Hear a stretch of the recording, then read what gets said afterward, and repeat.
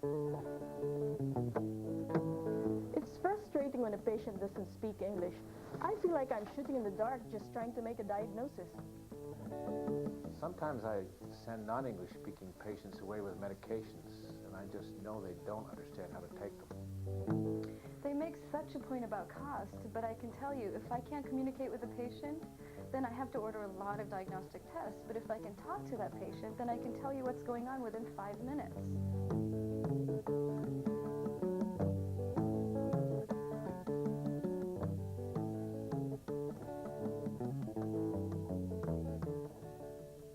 Does any of this sound familiar?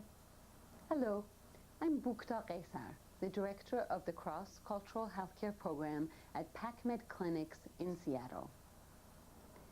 Here at Cross-Cultural, we often hear from providers who are concerned with being able to provide quality care to the growing number of patients who speak limited English. Doctors everywhere express the kind of frustration you've just heard. They ask us questions like, do I have to provide an interpreter? Who is an appropriate interpreter? And how can I work most effectively with the interpreters I have available? In this video, we'll be addressing just these issues. We'll start out by looking at who interprets and the consequences of employing an ineffective interpreter. Then we'll show you 3 interpreted interviews. In the first, you will see an untrained clerical worker interpreting for a Spanish-speaking patient. Then, for comparison, we'll watch a professional Cambodian interpreter at work. Finally, we'll go back to the first example and show you what the provider can do to make an interview with a limited English speaker go more smoothly, even with an untrained interpreter. By the way, we'll be talking a lot about interpreting in this video and not at all about translating. You might wonder, what's the difference? Interpreters transmit a word that they hear in one language into another language. Translators transmit a written message from one language into another. Remember, if the message is spoken, the work is interpreting. And if the message is written, the work is translating. By the way, we'll be talking in this video about spoken language interpreting and not at all about sign language interpreting. Medical interpreting is an emerging profession in the United States. But there is a knack in working even with the best interpreter. Here's a chance to learn some techniques to help you in providing quality care for your patients. Healthcare institutions have many different arrangements for communicating with patients who speak limited English. Some are formal, some informal, and some are more effective than others. You know, the hospital where I did my residency, we had full-time dedicated interpreters. They were all trained in medical interpretation. I think they covered 6 or 7 of the most common languages. If a patient spoke some other language, they had contracted interpreters, and they were professionally trained. It was striking, the difference it made having a really good interpreter. Some of our receptionists and one of our MAs speak Spanish, so we just have them interpret. When a patient speaks some other language, I think we have a list of other bilingual employees, such as cafeteria and janitorial staff. To tell the truth, I just don't think it works very well. I don't think they're interpreting what I say, and I just know the patients don't understand some of the medical terms. We don't have interpreters, but usually the patients come with a family member who can speak some English. And if they don't, we just go out into the reception room and ask if anybody speaks that language. In any case, the receptionists are supposed to tell the patients right up front that they need to bring their own interpreters. That first provider was lucky to do his residency in a hospital that understood the importance of providing professional language services. But these other providers have some problems, both with providing quality health care and with the law. Using family, friends, and staff that's apparently bilingual to interpret may seem like a convenient solution to a problem, but the costs can be high. Unscreened, untrained, and unqualified interpreters commonly make many mistakes. Financially, inaccurate interpretation can lead to longer appointments, more diagnostic tests, multiple visits, inappropriate treatments. And on the legal side, the Office of Civil Rights has cited some healthcare institutions for not providing appropriate language services. Unqualified interpreters create many barriers to communications, and so do providers who are unfamiliar with working with an interpreter.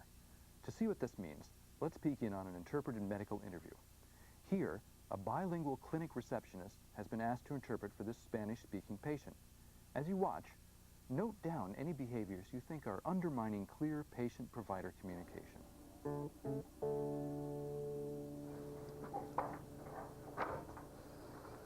Okay, well, let's see. Who do we have here? This is Mr. Gonzalez. He says he's having pain in his waist. Okay, well, ask him to describe the pain. La doctora quiere saber dónde te duele. Me duele la cintura, comenzando aquí y luego el dolor corre por este lado, por la pierna. A veces me queda dormida toda esta parte de aquí. Hasta a veces el pie se me duerme. He says it hurts all over his back and legs. His back? I thought you said it was his waist. Well, it hurts him everywhere back there. Well, ask him when he gets the pain. Does anything provoke it or alleviate it? La doctora quiere saber cuándo comenzó. Ya son varios años que tengo este dolor. Desde esa vez en el rancho que el viejo Murillo se cayó del árbol. Estaba bajando un panal de miel de abeja cuando se le fue el pie y ¡zas! Se cayó. Yo intenté levantarlo, pero no pude con lo gordo que era y ahí se quedó muerto. Y desde entonces me empezó este dolor. Algunos dicen que por susto, y puede ser porque la verdad me impresionó mucho, pero otros que no era susto, sino que me pegó el mismo mal que le hizo a él caerse. He says he's had it a long time. You know how hard these people work. He probably just strained a muscle, or maybe it's arthritis. Maybe he needs some aspirin, or maybe you could prescribe him some prescription strength pain medication. Mm-hmm. Ask him if he's taken anything for the pain, some analgesics maybe, or an anti-inflammatory. ¿Y estás tomando algo para el dolor? Pues estoy tomando unos tecitos y uno que otro Tylenol. He says he's drinking tea and taking Tylenol. And does it help? Not much. Well, ask him when it hurts more, at night, in the day, when he gets up, when he lies down. ¿Te duele más en la noche o en el día? Cuando estoy sentado y luego intento pararme, así es cuando me duele. No, señor, la doctora quiere saber si te duele más en la noche o en el día. Por favor, contesta solo lo que te pregunta la doctora. Pues, no sé, es que a veces es de día y a veces de noche, pero no puedo estar mucho rato ni parado ni sentado. Y me duele al subir las gradas. Hay muchas allá donde vivo. He says it hurts more during the day. Okay, well, this is probably just some kind of musculoskeletal pain, but I'm going to have to do a physical exam and maybe some tests to see what's going on. Okay, well, I have to get going. There was a long line at the check-in, and the other receptionist does not like it when I'm not there. So, señor González, me voy. La doctora lo va a examinar y le va a dar algo para el dolor. Y si no le ayuda la doctora, llámame y le doy el número de un buen quiropráctico que ayudó a mi hermano. Bueno, pues hasta luego. Where did this interaction break down? What caused the poor communication between patient and provider? You might want to stop the tape and note down some of the things that you noticed. This provider and this untrained interpreter had a number of problems. Let's look first at the interpreter's behavior. First off, she didn't do a very accurate interpretation, did she? She changed the message of both the provider and the patient in a number of ways.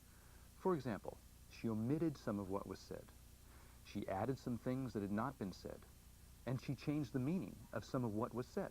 For example, tecitos refers to medicinal herbal teas, not black tea. The interpreter also left out the rich cultural information which the patient used to explain his illness. For example, all reference to susto, a culturally understood sickness caused by profound emotional shock, was ignored. Whether the interpreter didn't catch the reference, didn't understand it, or felt uncomfortable interpreting it is not clear, but the omission of this information limited the provider's understanding of what the patient's problem meant to him. What else did this interpreter do to create a barrier to clear communication? She added her own opinions about what might be wrong and what the provider ought to do. She got into conversations with both the provider and the patient from which the other was excluded. She even gave advice to the patient, offering to refer him on to a chiropractor who had helped her brother. The bottom line is that this interpreter took over this interaction and became the focus of everyone's attention instead of unobtrusively supporting the development of the patient-provider relationship. Did you notice that both the patient and the provider spoke to and looked at the interpreter, not at each other? The interpreter used the third-person form. The provider said, the patient said. This only served to focus more attention on the interpreter and put her in the role of filtering information. The seating arrangement, a triangle, made it easy for this dynamic to develop. In short, in this session, the interpreter acted not as a bridge to help patient and provider deal with each other, but as a filter, letting only parts of the message through. The interpreter, however, was not solely responsible for this dynamic. The provider here allowed the interpreter to take control of the interview and made no attempt to guide the interpreter when there were problems. This sort of interaction is very common when you're working with an unscreened, untrained interpreter. But let's take a look now at a more professional interpreter at work. The patient in this appointment is Cambodian. The interpreter has been professionally trained in medical interpretation. Notice what's different in his style from that of the previous interpreter and what behaviors lead to clearer communication.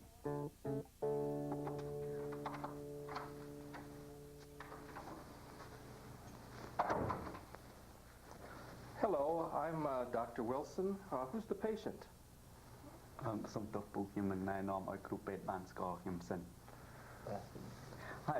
I'm James. Hello, I'm James. one of the staff interpreters. I'm going to interpret for Mr. Sock today. I'll be interpreting everything you both say exactly as you say it. Please speak directly to the patient and speak in a relatively short segment so that I can interpret accurately. If I make a hand signal like this, please pause so I can interpret. Is there anything special I should know about this appointment? No, I think this should be fairly routine. Fine. I already introduced myself to the patient, to Mr. Sock, and told him the same things I told you. Great, thank you. Hello, Mr. Sock. I'm Dr. Wilson. What brings you to the clinic today? សួស្តីលោកសុកខ្ញុំជាវេជ្ជបណ្ឌិត Wilson តើអ្នកមកមន្ទីរពេទ្យថ្ងៃនេះមានបញ្ហាអ្វីដែរ ខ្ញុំឈឺក្រពះ I have stomach pain. I see. And what kind of stomach pain? តើក្រពះរបស់អ្នកឈឺដូចម្តេចដែរ វាឈឺនៅកន្លែងនេះពេលខ្ញុំញ៉ាំអាហាររួចបន្ទាប់មកវាក្រហាយច្រាសឡើងមកទ្រូងរបស់ខ្ញុំ It hurts here whenever I eat and then it burns up in my chest. And how long has this been going on? តើបញ្ហានេះកើតឡើងយូរមកហើយឬ វាកើតឡើងប្រហែល3ឆ្នាំមកហើយតែនៅពេលថ្មីនេះវាធ្វើទឹកកាន់តែញាប់ឡើងហើយឈឺរឹតតែខ្លាំងទៀតផងខ្ញុំគិតថាប្រហែលជាមានព្រលឹងអ្វីធ្វើបណ្ដាលឲ្យខ្ញុំមានបញ្ហានេះតើខ្ញុំគួរជម្រាបរឿងនេះទៅលោកគ្រូពេទ្យទេ It's happened about 3 years ago, but recently it seemed to come more often and the pain is worse. Interpreter would like to say the patient has a traditional belief about what is causing this problem, but he is asking me whether or not to tell you about it. Mr. Sock, I'd be very interested to know what you think about this problem. លោកសុកខ្ញុំមានការចាប់អារម្មណ៍ចង់ដឹងថាតើអ្នកយល់យ៉ាងណាដែរអំពីបញ្ហានេះ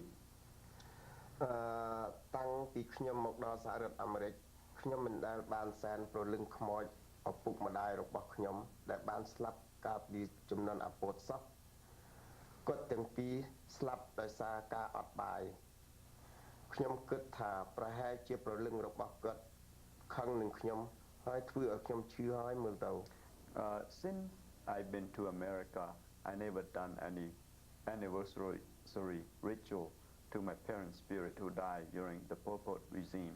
They both died from starvation. Maybe they are mad at me and make me sick. ខ្ញុំនឹងបញ្យល់នៅប្រាប់គ្រូពេទ្យនៅជំនឿដែលពូបានប្រសាសន៍ Interpreter would like to clarify that in Cambodia it's traditional to do special ritual every year after a family member dies to remember that person's spirit. The person's spirit can be offended and cause you to get sick. Traditionally, he would go to a fortune teller, and the fortune teller would tell him what the type of ritual he should do to satisfy the spirit and be treated. I see. Thank you. Mr. Sock, I'm very sorry to hear about your parents. That must be very hard for you. អរគុណលោកសុកខ្ញុំមានការសោកស្ដាយណាស់អំពីឪពុកម្ដាយរបស់អ្នករឿងនោះពិតជាធ្វើឲ្យអ្នកពិបាកចិត្តមែនហើយ I wouldn't be surprised if your worry might have something to do with your stomach pain. Have you consulted a fortune teller? ខ្ញុំក៏គ្មានការភ្ញាក់ផ្អើលអ្វីដែរបើសិនជាការព្រួយបារម្ភរបស់អ្នកធ្វើឲ្យអ្នកឈឺក្រពះពិតមែននោះតើអ្នកបានទៅរកគ្រូទាយហើយឬនៅទេនៅមិនទាន់ទេខ្ញុំគិតចង់សាកវិធីព្យាបាលរបស់លោកគ្រូពេទ្យសិន No, not yet, but I thought maybe I would like to try the doctor's treatment first. And what have you tried? តើអ្នកបានសាកថ្នាំអ្វីដែរ បាទខ្ញុំបានលេបថ្នាំ Melox I have been taking Melox. And has it helped you any? តើថ្នាំនោះជួយឬទេ វាជួយដែរតែជាតិអស់ជាតិថ្នាំក្រពះរបស់ខ្ញុំវាឈឺសាឡើងវិញ It helps, but when the medicine wears off, my stomach starts to hurt again. Well, Mr. Sock, I think you may have an ulcer, and I can give you some medicine for that. លោកសុកខ្ញុំគិតថាអ្នកកើតជំងឺរលាកក្រពះហើយខ្ញុំអាចឲ្យថ្នាំខ្លះទៅលេបដើម្បីព្យាបាលជំងឺនេះ On the other hand, I understand that you're worried about your parents' spirits, and that could make you sick too. What do you think you should do about this problem? ម្យ៉ាងទៀតខ្ញុំយល់ថាអ្នកព្រួយអំពីព្រលឹងឪពុកម្ដាយរបស់អ្នកហើយការព្រួយបារម្ភនេះក៏អាចធ្វើឲ្យអ្នកឈឺដែរតើអ្នកគួរដោះស្រាយបញ្ហានេះដូចម្តេចដែរ ខ្ញុំគិតថាខ្ញុំក៏គួរទៅរកគ្រូទាយអំពីបញ្ហានេះដែរតែមើលទៅប្រហែលជាថ្នាំនឹងជួយឲ្យខ្ញុំបានធូរ I think I could go to the fortune teller about this too, but maybe I'll get better with the medicine. Well, why don't we do this? I'm going to give you a prescription for your pain. This is a prescription for ranitidine. You take one twice a day. ឥឡូវធ្វើដូច្នេះសិនខ្ញុំចេញសម្បត្តិឲ្យអ្នកយកទៅទិញថ្នាំសម្រាប់បំបត្តិការឈឺចាប់របស់អ្នកនេះជាថ្នាំ ranitidine លេបម្ដងមួយគ្រាប់មួយថ្ងៃពីរដង And I would like to see you back here in about a month, just to see how you're doing. Meanwhile, you can think about whether or not you want to go to a fortune teller about your parents' spirits. How does that sound? ហើយខ្ញុំចង់ឲ្យអ្នកត្រឡប់មកជួបខ្ញុំវិញក្នុងរយៈពេលមួយខែទៀតព្រោះខ្ញុំចង់ដឹងថាតើអ្នកបានធូរឬអត់ក្នុងកំឡុងពេលនោះអ្នកគិតមើលថាតើអ្នកចង់ទៅរកគ្រូទាយអំពីរឿងព្រលឹងឪពុកម្ដាយរបស់អ្នកឬអត់តើអ្នកយល់យ៉ាងណាដែរល្អបាទ It's good. Well, good. Do you have any questions? តើអ្នកមានសំណួរអីអ្វីដែរអត់ទេ No. Well, here's your prescription then. នេះជាសម្បត្តិទិញថ្នាំ សូមអរគុណលោកគ្រូពេទ្យ Thank you very much, doctor. Well, thank you. Thank you. You may want to stop the videotape to think about or discuss the techniques you saw that help the communication go better. This medical interview certainly went better than the last one. What specifically did the professional interpreter do differently? First of all, the interpreter did a pre-session with both the provider and with the patient. This pre-session set up some ground rules for effective communication. It also established a professional relationship between interpreter and provider. The interpreter positioned himself beside and a bit behind the patient. This encouraged the patient and provider to deal directly with each other. The interpreter used the first person. For example, when the patient said, "My stomach hurts," The interpreter related precisely that. My stomach hurts. This way, both patient and provider could hear exactly how the other expressed himself. The interpreter did an accurate, though not necessarily literal, interpretation. No meaning was added, omitted, or changed. The interpreter didn't offer opinions or advice. The interpreter did offer some insights into the cultural meaning of some issues brought up by the patient. The interpreter didn't get into side conversations. When the interpreter had to ask a question or explain a cultural issue, he let each person know exactly what he was going to say. This is called transparent communication. In summary, this interpreter was much less intrusive, doing everything possible to help the patient and provider communicate with each other as if they spoke the same language. As you can see, a professional interpreter can be a great help in supporting your therapeutic relationship with a limited English-speaking patient. There is no good replacement for a screened and trained interpreter. But what if you have to work with an untrained interpreter? What can you do to ensure clear communication? You might want to stop the tape here and think about the concrete steps you could take to make an interpreted interview go smoothly. Let's go back now to our first interpreted session and see if the provider can help it go better.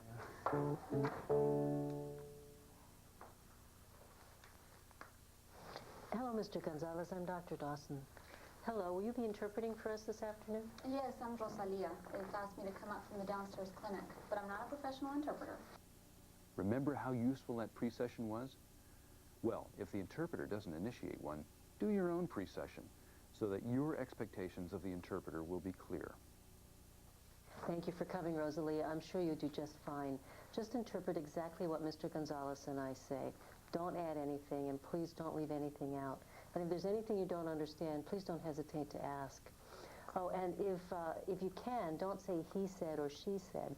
Instead, if Mr. Gonzalez says my stomach hurts, you say my stomach hurts. Okay, I'll do my best.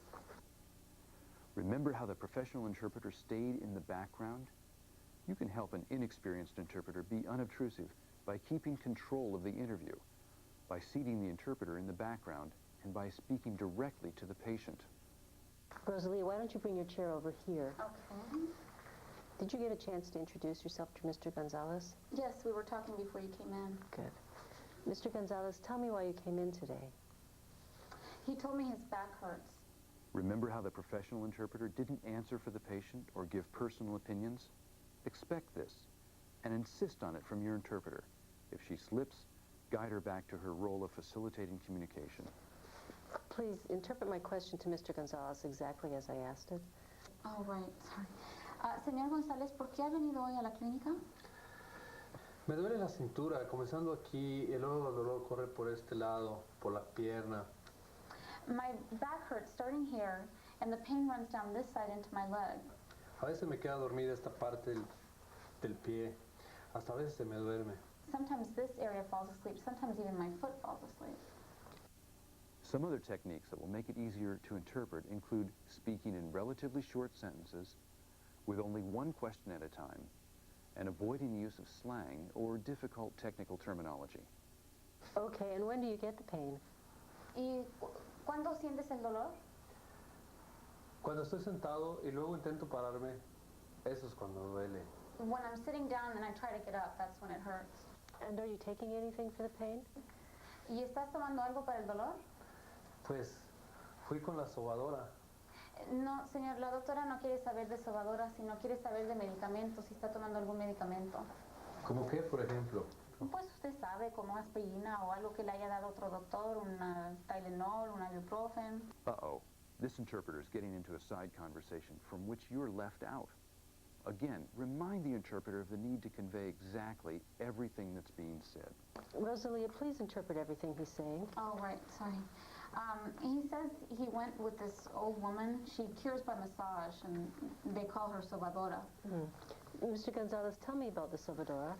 Señor González, cuénteme de la sobadora. Bueno, cuando mi abuela siempre me decía que una buena sobada hace bien a... This provider would have done better with a trained interpreter, but she's managed to connect well with the patient, even though the interpreter was untrained and inexperienced. Many of the same techniques she demonstrated here are also useful in working through professional interpreters. Let's review. First of all, maintain control of the interview. Start out with a pre-session. Make your expectations of the interpreter clear. Have the interpreter sit in an unobtrusive place, if possible. Speak directly to the patient, not to the interpreter, unless there's a communication issue to clarify. Assume that and insist that everything is interpreted. But be aware that much of what you say may have no linguistic or even conceptual equivalent in other languages. The interpreter may have to paint word pictures of many terms you use, and this may take longer than your original speech. To help the interpreter be as accurate as possible, speak at a moderate pace in relatively short sentences with only one question at a time, and avoid using slang or difficult technical terminology. And check to find out exactly what the patient understood. And finally, stay positive. Providing care across a language barrier isn't easy. However, the effort you put in up front will result in good rapport and clear communication that will save you time and misunderstanding down the line. All these techniques may not feel natural at first, but through practice, you can learn to provide care through an interpreter with the same sensitivity and efficiency that you afford your English-speaking patients. Knowing how to work with an interpreter will help you to bridge linguistic and cultural gaps and allow you to truly enjoy the diversity of a multicultural practice. Training in this area is invaluable for medical interpreters, healthcare administrators, or to purchase copies of this video. Please contact the Call us at area code 206-326-4161 or visit our website. Thanks for watching.